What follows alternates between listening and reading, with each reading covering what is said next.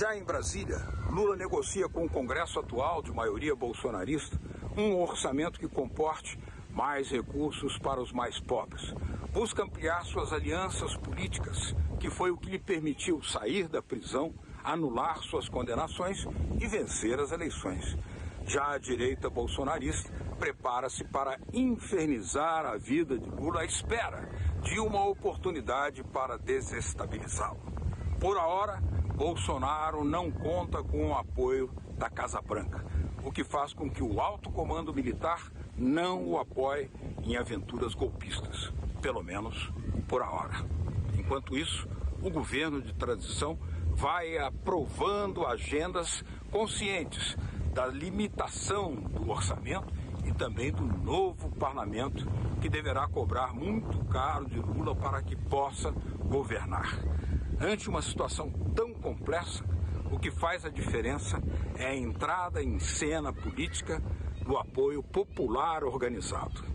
E isso Lula tem de sobra. Latitude Brasil está começando. Alô, amigos e amigas do programa Latitude Brasil por Telesur, uma enorme satisfação. Um abraço a todos que nos acompanham aqui a cada semana, sempre buscando decifrar as questões, as interrogações que surgem do gigante do Sul, o Brasil, especialmente agora nesse momento de transição mesmo, né? Saindo de uma trágica experiência bolsonarista e voltando para uma era Lula, um Lula 3. E para nos falar sobre uma das questões que foi objeto de muito debate, muita ênfase, muito focada pelo presidente Lula durante a sua campanha, que é a questão da luta das mulheres, dos direitos das mulheres e também da educação. Ele nunca se esquece de falar da educação, inclusive lembrando a experiência e o esforço que sua mãe, Dona Lindu, fez para que ele pudesse se formar de alguma maneira e levar essa luta adiante para fazer justiça também na área da educação, e ele fez. Nossa convidada para abordar esse tema é Rosilene Correia. Ela é pedagoga, ela é dirigente da CNTE, Confederação Nacional dos Trabalhadores na Educação, foi candidata ao Senado Federal pelo PT em Brasília, teve uma esplendorosa votação, muito importante, e também uma lutadora social de sempre envolvida nas lutas sociais, dos movimentos sociais, dos movimentos sindicais, a quem dou buenas noches. Muito obrigado por ter aceito o nosso convite, Rosilene. Olá, meu querido Beto, boa noite, buenas noites aí para todos que estão nos acompanhando.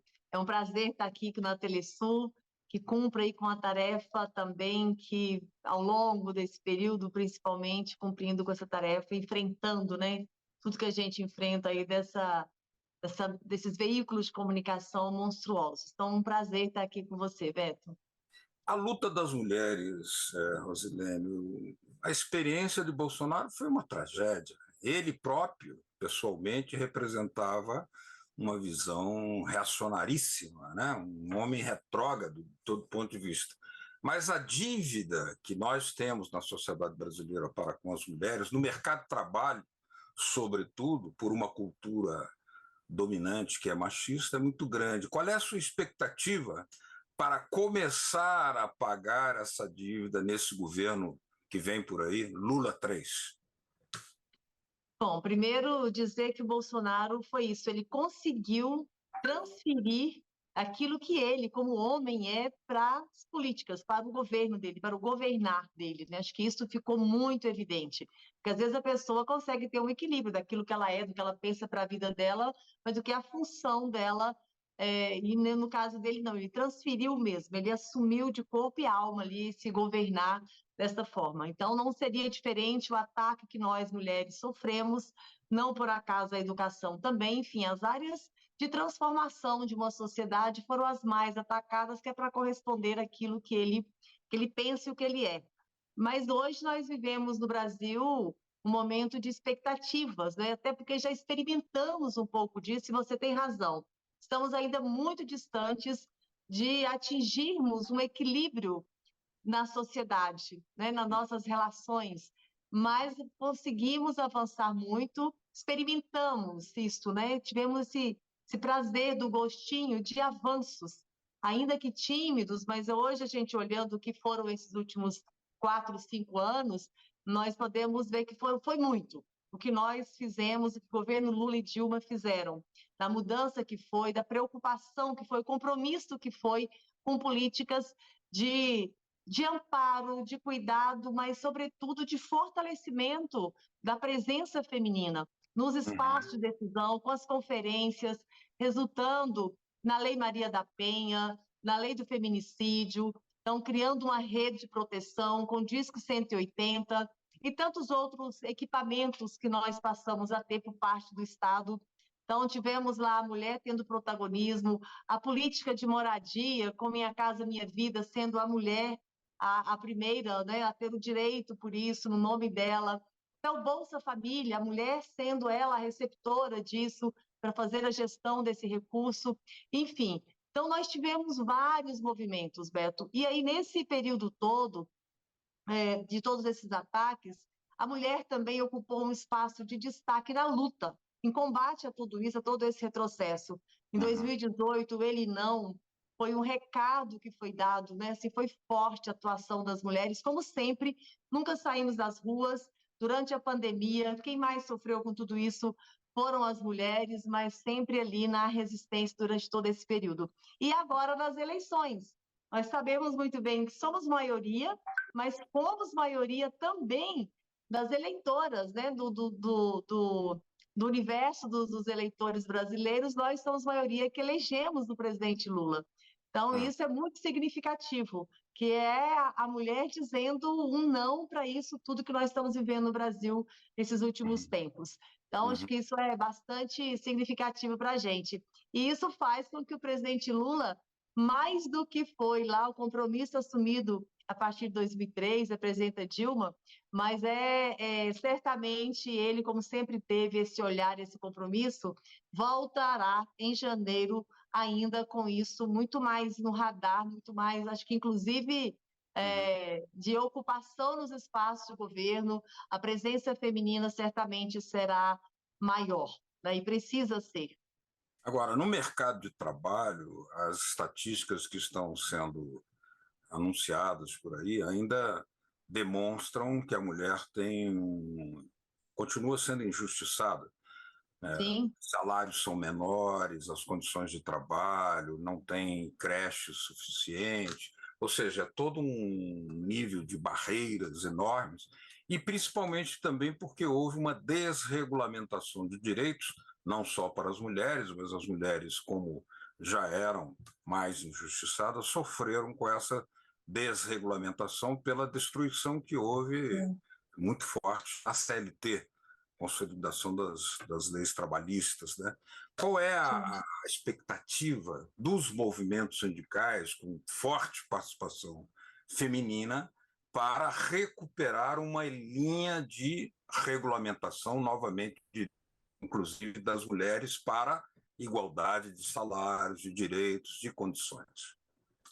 Então, Beto, nós sabemos que, por exemplo, foi o governo Dilma que nós tivemos a lei do trabalho doméstico, né? Que nós temos no Brasil, à época eram quase 2 milhões de mulheres, porque claro que você tem um homem também no trabalho doméstico, mas o forte é a mulher e a mulher negra.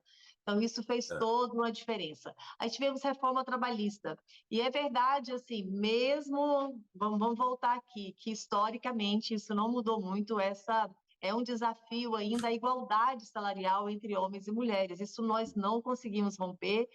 E quem primeiro vai para a fila na hora do desemprego é a mulher. Quem tem prioridade a ser demitida é a mulher. E na hora do retorno é a que fica no final da fila. Porque ainda se tem mesmo esse olhar, e o presidente da República, o atual presidente, né, derrotado nas urnas, que bom, mas ele verbalizava isso, de que mulher tinha que ganhar menos mesmo. Né? Até porque mulher vai parir, vai se afastar, que se ele fosse empresário, ele não contrataria mulheres. Então, o que é muito grave hoje? aqui no nosso país, no nosso querido Brasil, é que, além daquilo que se concretizou, das mudanças das regras, do retrocesso que nós tivemos, as reformas, né, que, na verdade, foram retiradas de direitos de todas elas, há também um ambiente muito desfavorável, porque o Bolsonaro, o governo dele, tendo uma Damares como ministra da Mulher, e que é a pessoa que acha que para você cuidar bem da família, ser boa esposa, você tem que ser a submissa, né? O papel da mulher está em segundo plano.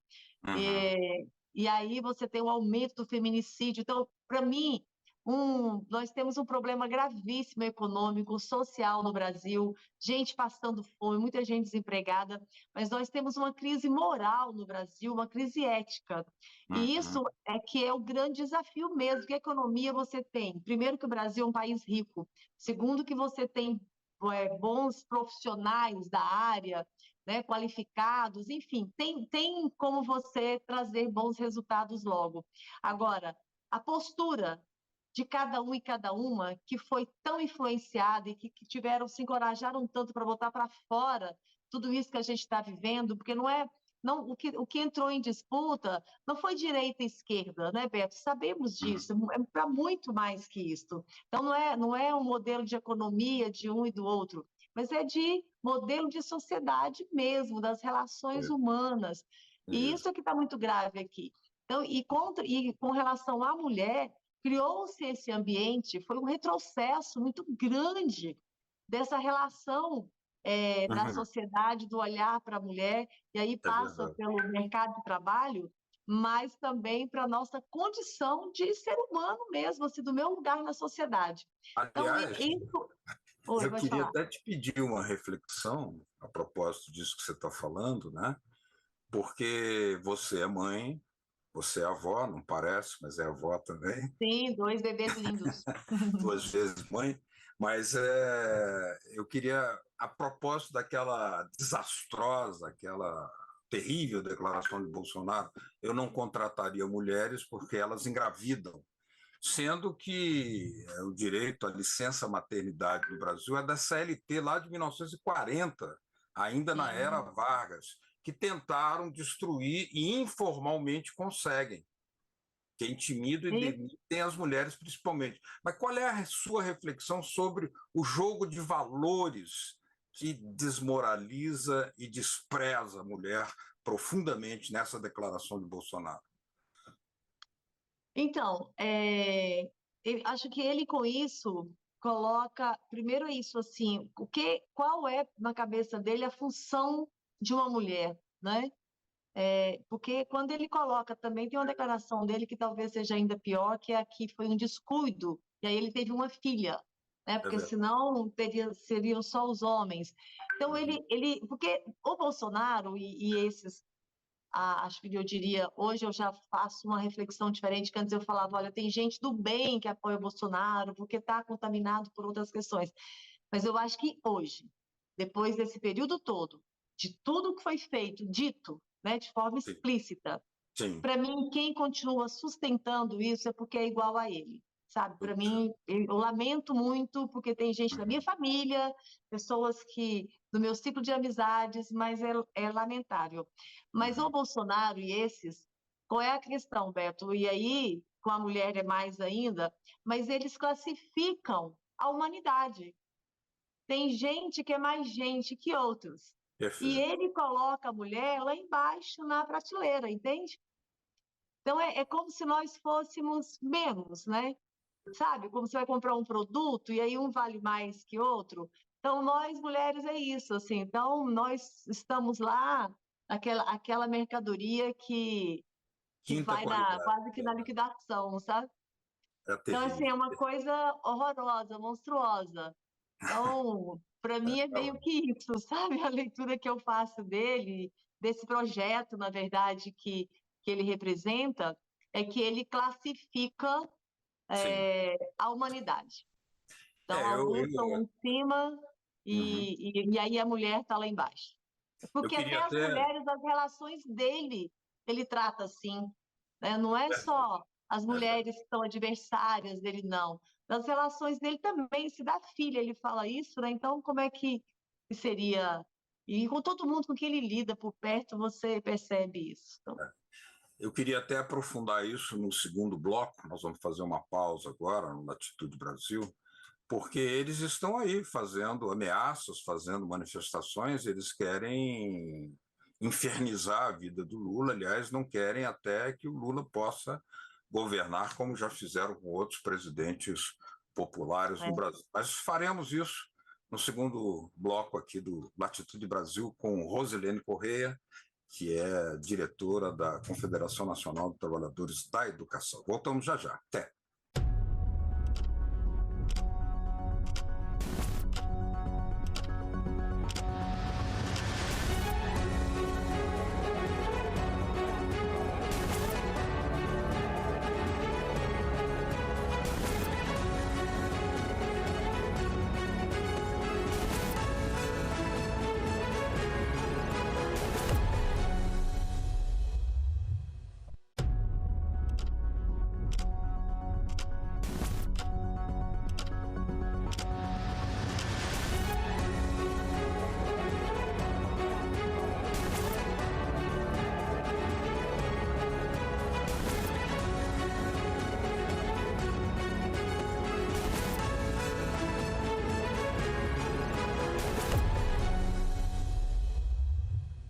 Latitude Brasil está de volta, hoje conversando aqui com Rosilene Correia, que é diretora da Confederação Nacional dos Trabalhadores em Educação do Brasil, que foi candidata ao Senado pelo PT do Distrito Federal, com uma excelente votação, e que é uma lutadora de sempre em todas as causas justas e necessárias, entre elas a da democratização da comunicação.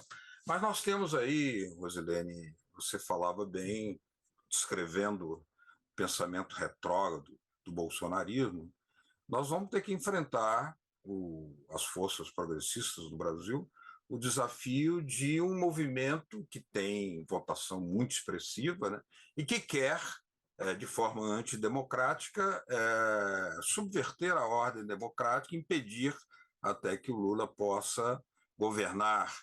E aí, qual será o papel dos movimentos sociais, dos movimentos sindicais, já que no parlamento nós ainda não temos, no novo parlamento eleito, uma maioria, pelo contrário, Bolsonaro continua tendo a maior eleição foi do seu partido, o PL, né? Qual é o nosso papel nesse caso aí?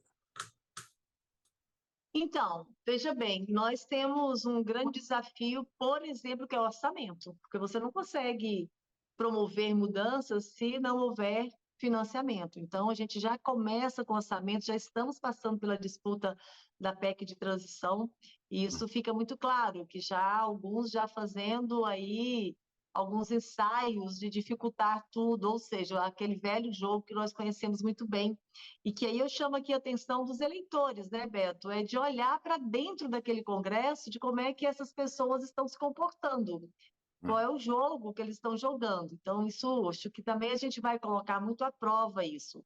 E aí cabe a nós, movimentos sociais, sindicais, e ao governo. Eu tenho insistido muito que o presidente Lula, se tem uma coisa que ele é muito bem, que ele faz muito bem, é a comunicação, né? Ele sabe fazer chegar o recado dele. Então, mais do que nunca, durante o governo, ele vai ter que dialogar muito com a sociedade, mas muito mesmo, para dizer exatamente tudo o que está acontecendo. Então, acho que não dá para ser os veículos de comunicação que nós temos aí, dar o recado do que está acontecendo no governo, sabe? É o governo que vai ter que falar com as pessoas, nós vamos ter que exagerar também na transparência, na participação, na democracia participativa, sabe, da população. Precisamos criar mecanismos, ferramentas para que as pessoas participem da gestão. Hoje eu participei de um seminário exatamente sobre orçamento, e aí traz o orçamento participativo, que é uma experiência exitosa nossa, mas eu disse, não basta o orçamento participativo que eu vou lá na minha comunidade participar, disputar o orçamento, se eu não tiver a compreensão e não tiver acesso à gestão, a transparência tem que ser também na gestão. E aí os movimentos sociais e sindicais nós precisamos manter as nossas categorias organizadas, fazendo o que sempre fizemos, a disputa, porque a disputa não vai ser com o executivo, mas nós vamos ter que disputar a pauta do parlamento com o parlamento. É a pauta da classe trabalhadora com o parlamento, porque é ali que vai se dar. E sobre o risco de uma distorção, inclusive, de gerar um desgaste no executivo, no presidente Lula, que vai fazer parte desse jogo. Então, será uma queda de braços mesmo, e caberá a nós organizarmos as nossas categorias, como sempre fizemos, estarmos nas ruas, ocuparmos as ruas. Aliás, alguns dirigentes maduros, como Gilberto Carvalho, muito experiente, ele tem alertado que se não houver a mobilização popular e se não houver uma democratização dos meios de comunicação, expandindo os meios públicos, fortalecendo os meios de comunicação educativos, comunitários, populares, todos eles, nós não teremos aí condições de uma governabilidade progressista, né? E ele acena até com as sombras de 2013. Nesse sentido, eu gostaria de perguntar a você como que, por exemplo, você mencionou a questão da comunicação, Lula vai ter que fazer, mas isso significa também que é importantíssimo apoiar da parte do governo aqueles meios de comunicação do campo público, democrático, popular e comunitário, sindical, já existentes. Não é uma tarefa indispensável? Sem dúvida, e a gente não pode aqui cometer os mesmos erros, né, Beto? Você é um grande lutador aí por essa democratização, por a gente ter os nossos veículos mais utilizados, né? Acho que é isso que a gente precisa fazer. Quando eu falo que o governo, o presidente vai ter que estar em constante diálogo com a sociedade, é através desses veículos que nós temos e que não levam a informação distorcida e já fazendo ali uma avaliação e colocando o recado que quer ser dado para ao interesse daqueles. Então, acho que essa é uma das coisas. E falando em ocupação das ruas, o que a gente deve fazer, então é isso, assim, a comunicação, ela sempre foi estratégica, né? Não se pode pensar na política e como é que você vai tocar as coisas sem uma comunicação que, de fato, cumpra com essa tarefa. E hoje nós precisaremos ter um jogo de cintura, um equilíbrio muito grande ao fazermos qualquer coisa, Beto, porque a direita, ela no Brasil hoje, ela está organizada e tem financiamento. E ela aprendeu a militar. E já Desse jeito está às dela. portas dos quartéis, está nas portas dos Sim, quartéis. então, assim, aquele jeito ali é o jeito deles de fazer a militância, mas eles estão fazendo, como eu disse, não é a pauta da classe trabalhadora, do povo brasileiro, mas é a pauta deles, estão ali. Então, hoje, as ruas facilmente são tomadas por eles, ocupadas por eles. Então, até nisso nós teremos que pensar como é que nós ocuparemos as ruas sem que isso se transforme num espaço de que eles possam, de forma oportunista, né, ocuparem, entende? E a mudança disso tudo, enfim, é tudo muito delicado. Então, a nós que somos lideranças, teremos que ter muita habilidade, mas é claro que o governo também precisa ter essa habilidade, precisa, de fato, priorizar a pauta da classe trabalhadora, e é isso que nós estamos acreditando, e é papel nosso fazer com que isso não saia do prumo, não é? Por isso que é importante estarmos organizados, essa urgência de tudo, vai ser difícil hierarquizar as prioridades, porque está tudo muito urgente. Nós, servidores públicos, estamos há mais de 7 anos com salários congelados, mas você tem 33 milhões de brasileiros passando fome, você tem muita gente desempregada, então você tem gente sem moradia, você tem gente demais morando pelas ruas. Então, como é que você organiza tudo isso, prioriza tudo isso com a rapidez que é necessária? Que Muito todo mundo bem. está esperando. Então, tem uma expectativa muito grande de mudança, todo mundo com muita esperança, e nós teremos que tratar isso primeiro para que ninguém fique frustrado, para que a gente não permita as distorções, que os oportunistas se aproveitem das dificuldades que nós estamos encontrando, porque eu tenho certeza que a hora que, de fato, mostrarem que nós tivermos aquele raio-x do que está o Estado brasileiro, nós ficaremos escandalizados. Então, assim, acho que e soma-se a isso essa crise ética também. Na educação, nós temos muita coisa a ser revista, nós precisamos de medidas imediatas também na educação, que precisamos de retomar com os investimentos. Você sabe muito bem dos cortes que nós tivemos. Falando ainda na condição da mulher, nós tivemos uma redução no orçamento, assim, reduziu. Ficamos de algo em torno de 10% do que era o orçamento destinado para as mulheres. Então, assim, é um desmonte total. Você imagina até você trazer de volta tudo isso e criar o orçamento para atender. Porque não tem como você reconstruir isso sem ter orçamento, sem, de fato, ter o financiamento para isso, né? Agora, uma pergunta para a Rosilene, educadora.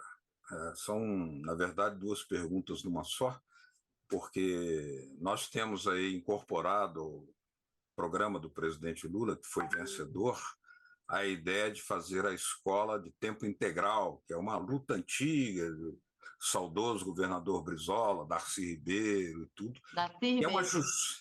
É uma justiça com as populações mais pobres, sobretudo, e é muito importante. E também o problema do analfabetismo, porque nós sabemos que na América Latina, tanto Cuba, Venezuela, Nicarágua, Equador, Bolívia já conseguiram superar o analfabetismo, e essa é uma demanda, é uma barreira que ainda nós temos para fazer um mínimo, incluindo milhões de brasileiros que ainda não sabem ler e escrever, na vida plena da cidadania. Como encarar isso? Então, primeiro, de novo, né, nós vamos ter que retomarmos com tudo, porque nós que estamos aqui, Beto, na capital do país, a cada 6 meses o que nós estamos assistindo é fechamento das escolas, no noturno das nossas escolas. Então, há um processo... A capital do país. A capital do país. Então, há um processo de expulsão. Um processo de expulsão desse público, né, das nossas escolas. Então, isso é muito grave. Por outro lado, você tem uma juventude lá do ensino médio que também não voltou para a escola após pandemia, ou que o novo ensino médio, que é uma das prioridades nossas de revogarmos, é a reforma do ensino médio, também esses meninos e essas meninas não estão frequentando a escola. Isso significa que vão abandonar daqui a pouco. Então, você tem um processo hoje de exclusão muito grande. Isso aprofunda a desigualdade social, nós sabemos disso. E aí, quando você tem um país do desemprego, da fome, você imagina o quanto você dificulta que esse adulto trabalhador, ou desempregado ou desempregada, venha para a escola para se alfabetizar. E disso fica em segundo, terceiro, quarto plano na vida dessas pessoas. Então, você precisa fazer com que o todo vá melhorando, e aí a educação tem que ter o protagonismo. Nós ficamos com muita esperança, porque tem sido, já sempre foi, mas mais do que nunca, está muito no discurso do presidente Lula, a educação voltando, tendo a sua centralidade. Porque é a partir da educação que você realmente transforma uma sociedade, né? Então, você investindo na educação, você fazendo isso, você fará, olha, mais famílias recebendo Bolsa Família, mais famílias tendo emprego, mais famílias voltando ao mercado de trabalho e voltando para a escola. Então, a vida, né? Que tem e ganhar a vida, exatamente. É você formar pessoas que, de fato, queiram um mundo melhor para todo mundo, que terá as condições de ir para o mercado de trabalho, de ir para uma universidade, dentro dos programas, inclusive, que nós voltaremos a ter fortalecidos também com o MEC diferente a partir de 1º de janeiro. Muito bem. Rosilene, lamentavelmente, nosso tempo se esgotou. Eu queria te agradecer pela sua presença aqui em Latitude Brasil. As portas estarão sempre abertas. Muito obrigado pela sua participação. Eu é que agradeço a todos, todas e todos que nos acompanham, e a você, Beto. Prazer estar com você, meu amigo. A vocês que nos acompanharam aqui em Latitude Brasil, muito obrigado pela sua presença. Semana que vem estaremos tratando de novos temas palpitantes, intrigantes do gigante do sul, Brasil. Aquele abraço. Tchau. Tudo bom. Tchau, tchau.